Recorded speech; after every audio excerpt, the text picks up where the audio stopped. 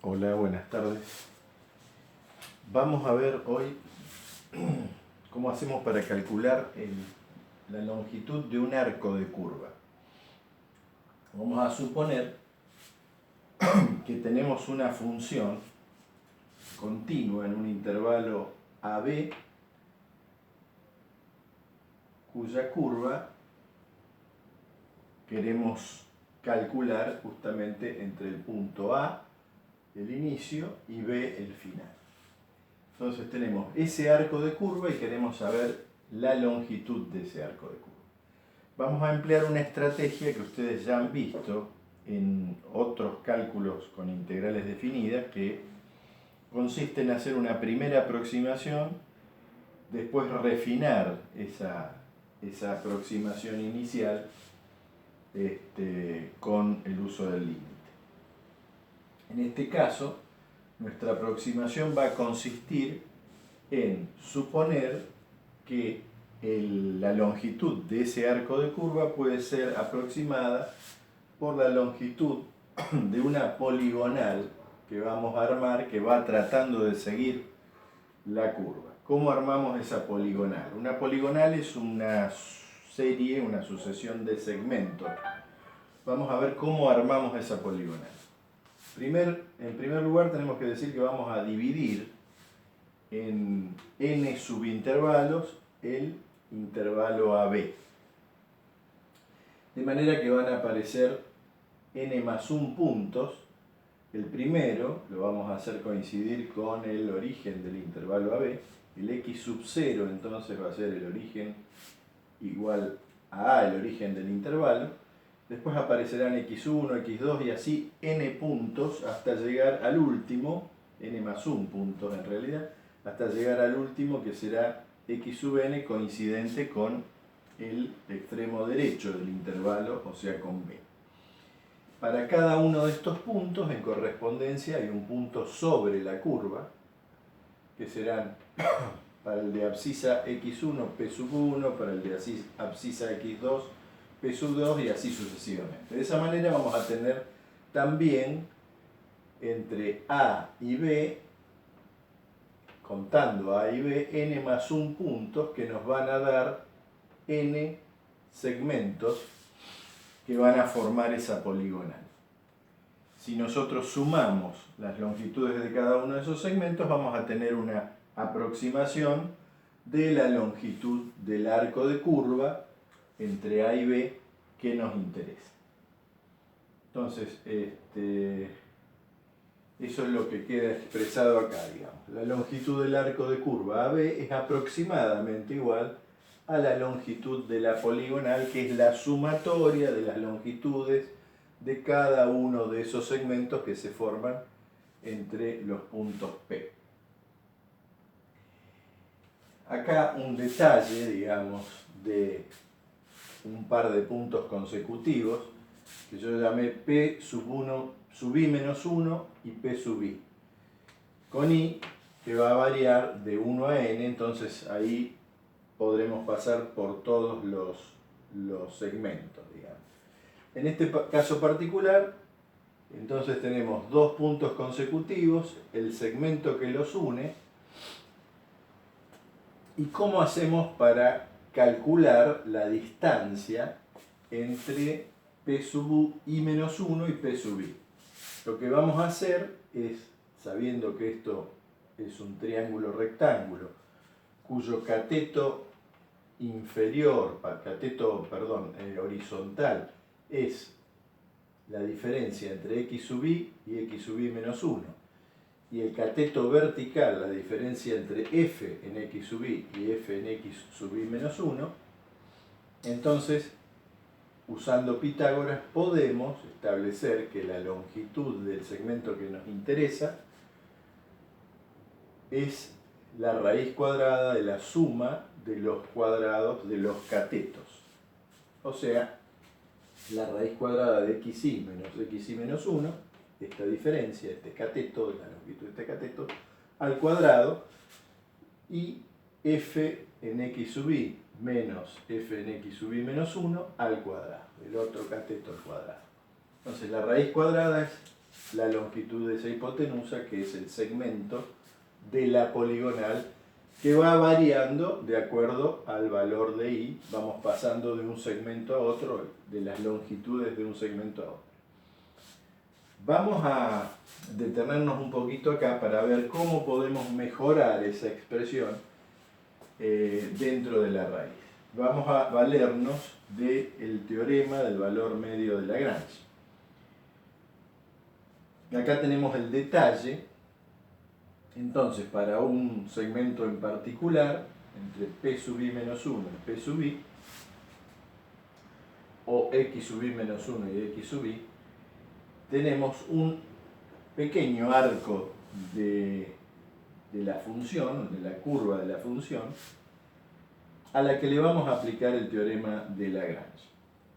Nosotros sabemos por ese teorema que, como nuestra función es continua a lo largo de todo el AB y particularmente en cada uno de los subintervalos, en este caso yo tengo en los extremos, los puntos extremos del arco de curva, puedo hacer pasar una recta que contiene ese segmento, y yo sé por el teorema de Lagrange que va a haber un punto, al menos un punto interior al segmento x sub i menos 1, x sub i, al que llamo c sub i, donde la derivada de la función va a tomar el mismo valor que la pendiente de esa recta que pasa por p sub i menos 1 y p sub i. Eso es lo que dice el teorema de Lagrange, que siempre puedo encontrar ese punto c sub i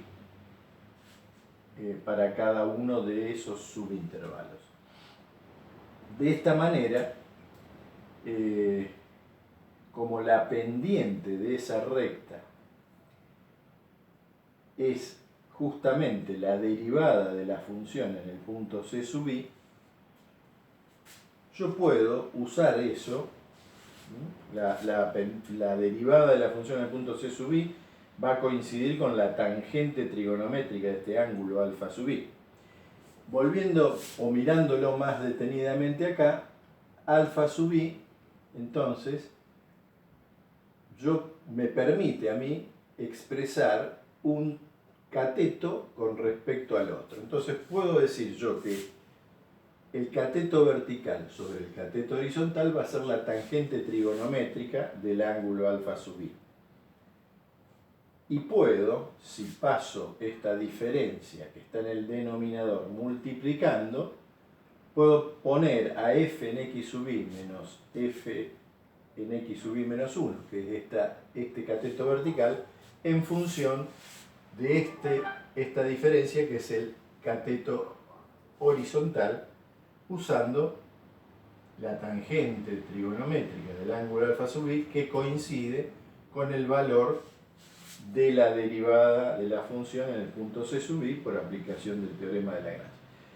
En definitiva, puedo expresar esta diferencia de los valores de la función como la derivada en el punto c sub i por el cateto, la medida del cateto horizontal, que es la diferencia de las abscisas, x sub i menos x sub i menos 1.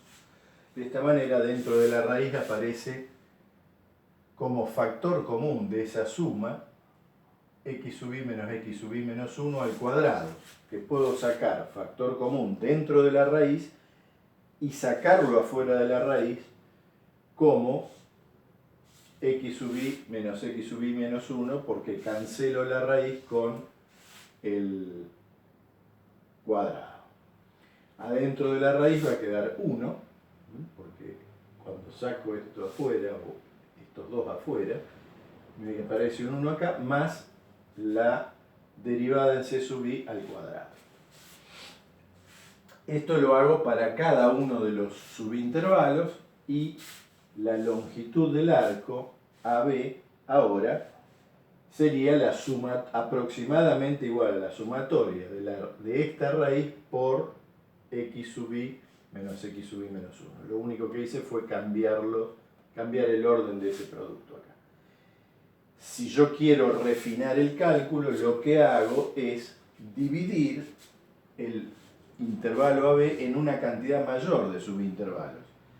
Y en el límite, cuando n, que es la cantidad de subintervalos, tiende a infinito, estas diferencias xy menos 1 van a tender a 0, es decir, esta diferencia se transforma en el diferencial de x acá, al sacar ese límite, y en nuestra raíz el c sub i pasa a ser x. El símbolo del límite de la sumatoria siempre es la integral que va desde el inicio del intervalo al final del intervalo. Es decir, los extremos de integración son a y b. ¿Por qué se transforma el c sub i en x? Imaginemos que el c sub i es un punto interior entre x sub i menos 1 y x sub i. Si yo hago tender la cantidad de subintervalos a infinito, es lo mismo que decir que la diferencia o la distancia que hay entre estos dos puntos extremos de cada uno de esos subintervalos se va a hacer mínima hasta que prácticamente se superpongan los extremos de cada subintervalo. Es decir, que al tender n a infinito, el x sub i menos 1 tiende a x sub i, y este punto que es interior también tiene x sub i.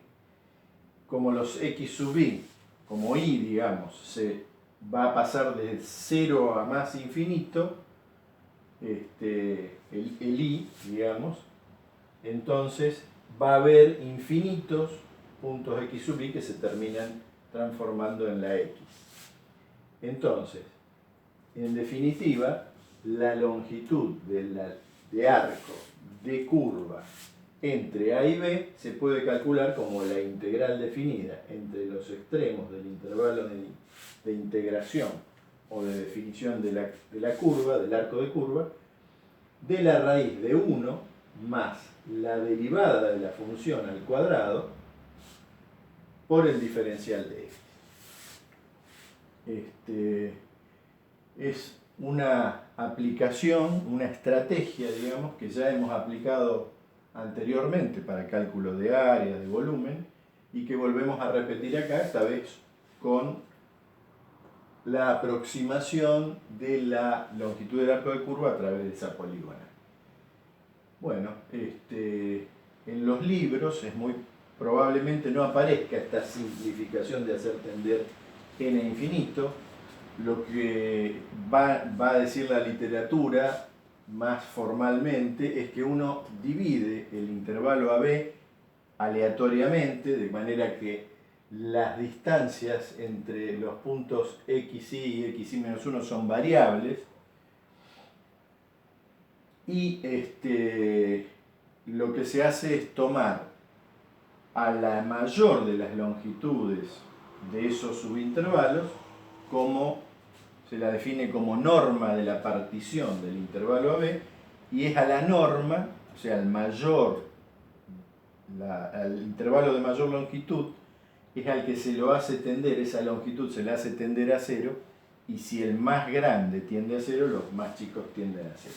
Eso es lo que multiplicaría la cantidad de intervalos o subintervalos en los que dividimos el AB.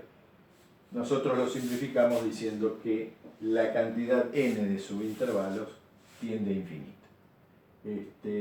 Pero lo que nos interesa más que la formalidad estricta de la demostración es entender este mecanismo por el cual nosotros logramos hacer el cálculo a través de el límite de una sumatoria de infinitos productos de este tipo que termina siendo siempre la integral definida.